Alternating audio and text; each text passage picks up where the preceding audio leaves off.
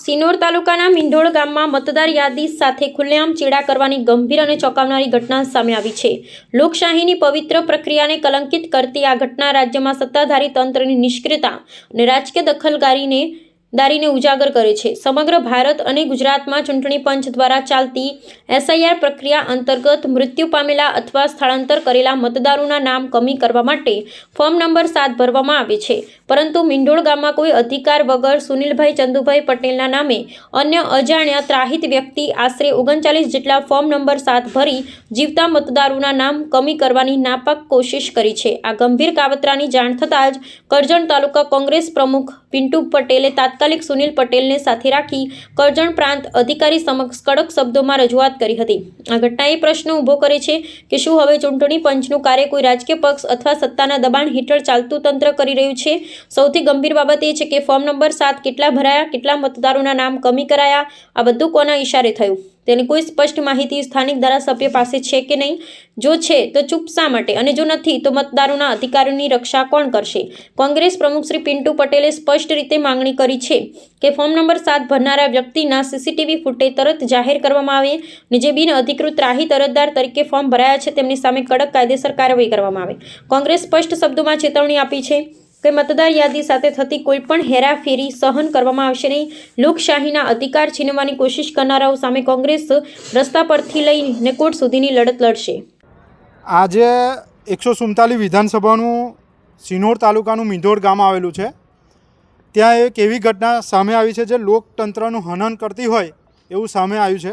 એના લઈને એક સુનિલભાઈ ચંદુભાઈ પટેલ એમને જાણ ન હોવા છતાં ફોર્મ નંબર 7ની અંદર કોઈક અન્ય વ્યક્તિ દ્વારા એમના નામની સહી કરી અને ફોર્મ સબમિટ કરવામાં આવ્યા હતા ગામજનોના મત કાઢવા માટે. 38 ફોર્મ હતા એક બૂથમાં અને બીજા બૂથની અંદર 27 ફોર્મ હતા. એવી રીતના બે બૂથની અંદર અલગ અલગ ગામની અંદર જે બે બૂથનું ગામ છે એની અંદર અલગ અલગ આ રીતના નામ કમી કરવામાં આવે એ રીતના એ લોકોએ સબમિટ કર્યા હતા. અને ચોંકાવનારી વાત તો એક એવી છે કે 11 તારીખે જ આ બધા ફોર્મ ડાયરેક્ટ મામલતદારની અંદર સબમિટ કરવામાં આવ્યા હતા અને એમને જાણ નથી આ બાબતની કે ગામના કોઈ વ્યક્તિનું નામ કાઢવાનું હોય એ બાબતની એમને જાણ ન હોવા છતાં પણ એમની સહી કરીને બોગસ સહી કરીને આ એમની સહી છે અને બોગસ સહી કરીને આ ફોર્મ નંબર 7નું સબમિટ કરવામાં આવ્યા હતા. એને લઈને આજે પ્રાંત અધિકારી તેમજ ચૂંટણી અધિકારી કરજણ પ્રાંત સાહેબને અમે મળવા ગયા હતા અને રૂબરૂ મુલાકાત કરી અને જાણ કરી છે કે આ જે ફોર્મ છે એ સબમિટ કરવામાં આવ્યા એ જે ગુનેગાર છે જેમને લોકતંત્રનું હનન કર્યું છે, મત અધિકાર છીનવાનો પ્રયાસ કર્યો છે, એને કડકમાં કડક કાર્યવાહી થાય અને એને જેલ ભેગો કરવામાં આવે. ત્યારે આ 11 તારીખે જ્યારે મામલતદારની અંદર સબમિટ કરવામાં આવ્યા છે એની પણ અમે માંગ કરી છે કે 11 તારીખે જે સબમિટ કરવામાં આવ્યા હતા એ વ્યક્તિનું નામ પ્રકાશિત કરવામાં આવે અને એ સીસીટીવી ફૂટેજ મીડિયા દ્વારા જાહેર કરવામાં આવે કે આવા વ્યક્તિઓ દ્વારા આવા આમ નાગરિકોનું મત કાઢવાનો પ્રયાસ કરવામાં આવ્યો છે અને કંઈક ને કંઈક આવા નાના મોટા ષડયંત્ર કરીને લોકોનો મત અધિકાર કઈ રીતના છીનવી લેવો એવો આ ભારતીય જનતા પાર્ટી દ્વારા એક નિર્ણય લેવામાં આવ્યો હોય એવું જાણવા મળ્યું છે.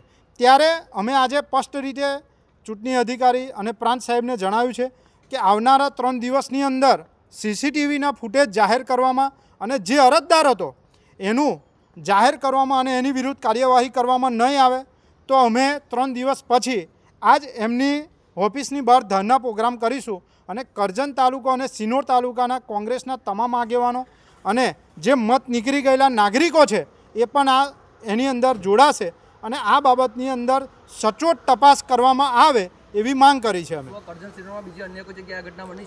અન્ય ઘણી જગ્યાએ આવી ઘટનાઓ બની છે અને પર્ટિક્યુલર વ્યક્તિઓ આ પણ એક હિન્દુ જ છે, હિન્દુઓના પણ નામ આ રીતના કાઢી નાખવામાં આવ્યા છે.